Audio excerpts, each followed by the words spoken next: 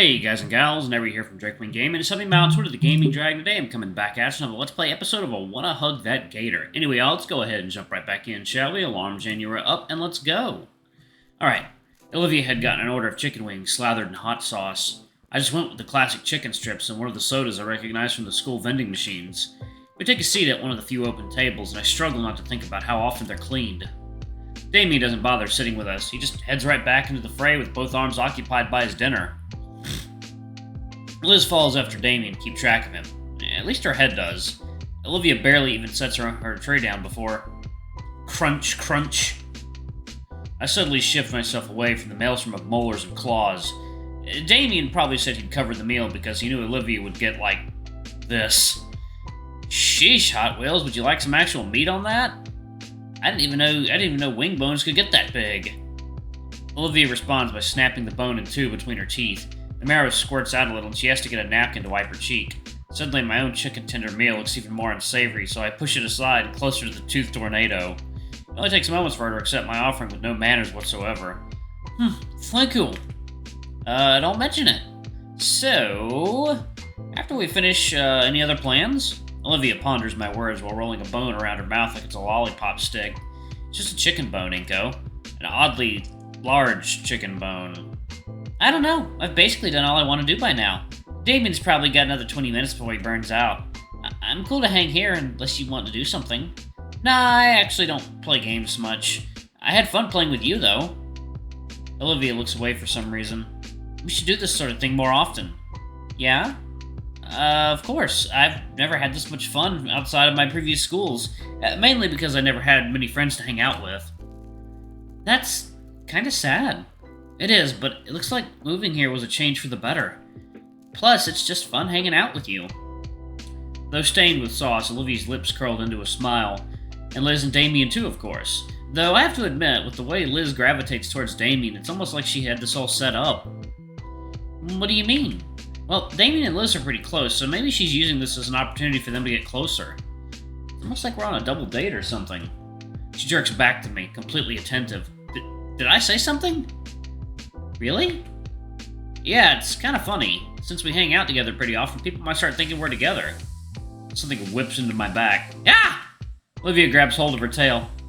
Crap, sorry! Yeah. I had fun today. Going out like this for the first time in ages, seeing this place again? It's nice. That Buster guy said they renovated it a bit in the last few years. Has anything else changed? Olivia looks into the depths of the arcade, looking for anything different. You know what? I think the wallpaper's changed. But other than that... She turns back to me with a nostalgic grin. Nope, it stayed the same. You know what has changed, though? What? The people here. What, like the employees? Them too, but I meant the regulars. When we came here, the place was always more...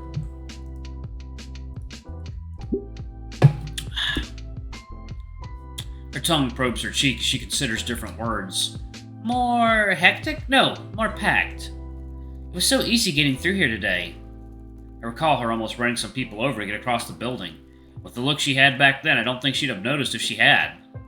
Olivia's gaze lingers back toward the arcade machines. Back then, every machine was crowded. It was a lot louder, and there was always this something in the air that had everyone excited. What about when you and that guy were playing Jurassic? Oh, okay, yeah, it was like that. But way more... Like, it felt like every machine had a crowd around it. Everyone just getting crazy, and it's always a pain to wait your turn. With the heaviest of sighs, Olivia turns back towards me. This feels empty, like everything else nowadays.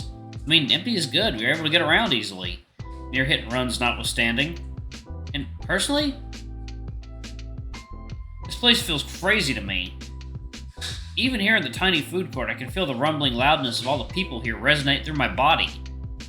The only response was a non-committal hum. Olivia handles her flask carefully, staring down at the sticker I'd noticed earlier with a wistful look.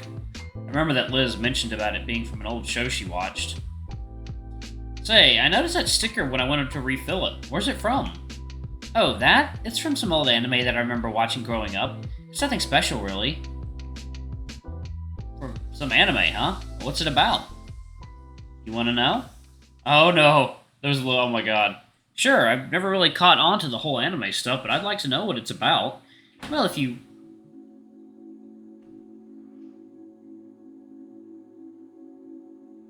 Oh my god, one second, y'all. There's a cat in this room. Let me get him out. Let me get him out. Okay, y'all, and we're back. Gotta get the cat out of the room. Alright. Well, if you really want to know, it's not like any other anime. It's called Gundam, okay, and the next 5 minutes, Olivia tries to summarize the premise of Gundam in detail.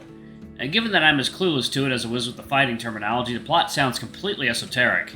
The sticker is of the symbol worn by a faction of spacenoids fighting for their independence. Sounds like just a noble group with a goal like that. Watching her talk so passionately about the series of franchise? Oh, that's a lot. For how long? But that's alternate universe stuff. Oh, and then there's this martial arts one. As she continues her description of the franchise, I start to realize how enamored I've become. Not just about hearing the show, but from seeing Olivia talking about her favorite show with such passion and energy. I find myself engrossed in her voice as she recounts a particular version of the anime, and she's even taken to emulating segments from the show. And in the end, he finally admits it, and it's one of the best romances Gundam's done in Her sudden pause worries me.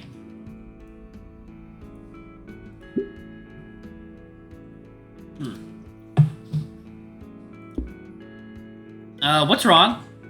Nothing. Doesn't sound like nothing. Rather, given the roughness of her inner tone again, her throat finally ran dry. Do you know the refill? I'm good. She drinks deeply from the canteen that had started this all off. It's been a while since she talked herself dry like that. In fact, I can't recall the last time she desperately needed to hydrate like that. I think maybe around the start of the school year? She releases the canteen and lets a breath of relief out. Better? Olivia nods. Yeah, anyway, where did I leave? Actually, I've probably been babbling on too long about it. Oh no, I don't mind at all. Nah, it's fine. Besides, you let me talk about my favorite show, so tell me about yours. Mine? Well, I haven't finished anything, just mostly video essays about old shows. I'm told I can call myself a fan of video games without having played them, but does that apply to TV? Olivia sure has taste. She can tell me exactly what kind of show she likes and why she likes it. I just know bits of trivia. No, that can't be right. I've seen lots of things in passing. Like... Oh, shoot. I have no swag. I guess I've spent more time watching in-depth video essays about shows than actually watching them. Man, that's embarrassing. No, it's not. Okay, maybe a little.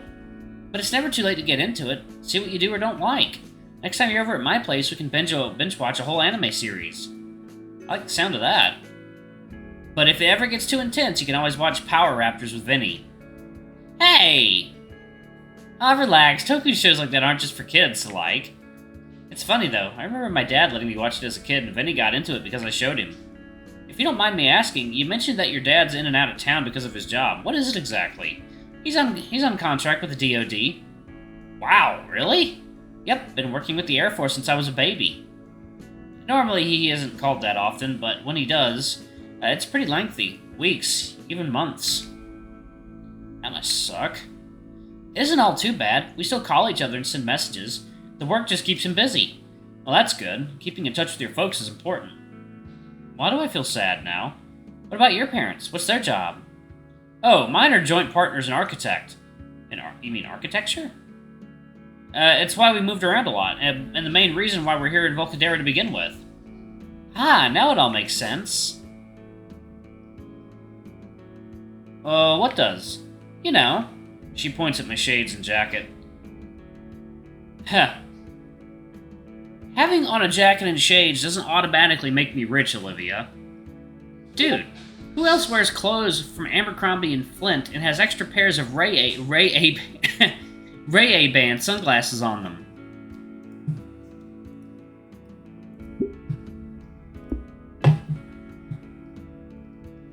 People in mansions, that's who. I don't live in a mansion. For your information, it's a 2-story complex with an automatic gate and... Oh... I see what you mean. Now you get it, moneybags.